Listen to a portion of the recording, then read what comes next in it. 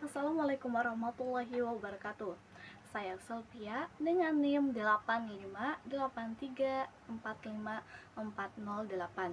Di sini saya akan mengerjakan tugas 1 filsafat ilmu, yaitu mengenai bagaimana epistemologi, onologi, dan aksiologi dalam membentuk dasar-dasar filsafat ilmu. Filsafat mempunyai 3 kajian, yaitu yang pertama ontologi, yang kedua epistemologi, dan yang ketiga aksiologi. 3 kajian itu menjawab pertanyaan besar.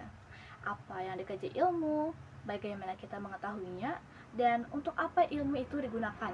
Masing-masing kajian berfungsi untuk memberi pencerahan tentang tubuh ilmu pengetahuan.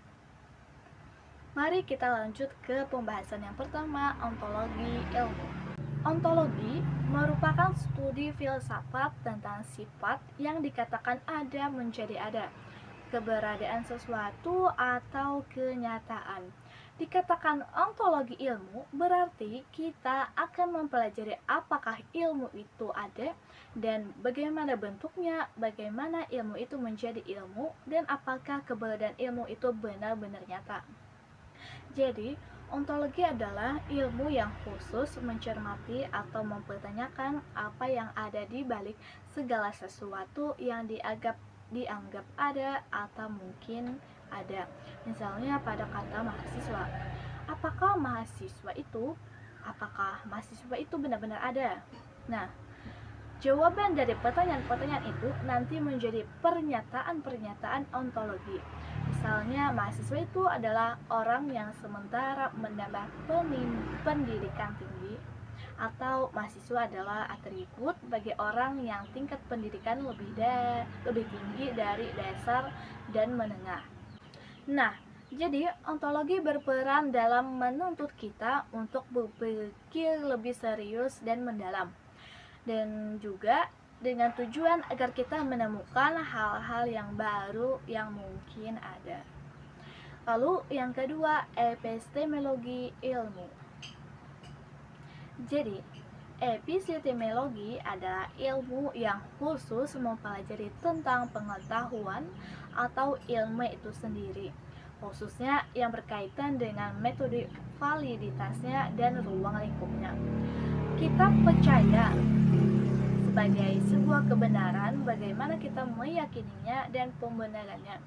Sesuatu dapat dikatakan sebagai pengetahuan jika hal itu dianggap benar, diyakini, dan mendapat pembenaran. Tidak dapat kita pungkiri bahwa walaupun kebenaran ilmu yang kita peroleh bersifat ilmiah atau objektif, tetapi masih banyak faktor-faktor yang turut mempengaruhinya.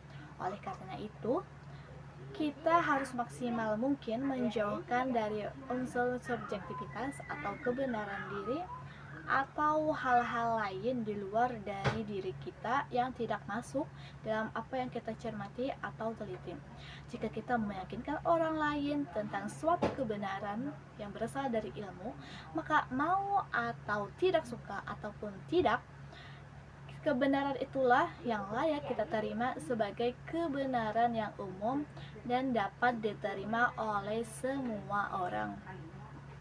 Lalu yang ketiga, aksiologi ilmu. Aksiologi berfokus pada nilai, yaitu etika dan estetika penerapan ilmu pengetahuan dalam dunia nyata. Aksiologi juga diartikan sebagai cabang filsafat praktis yang mempelajari sifat nilai.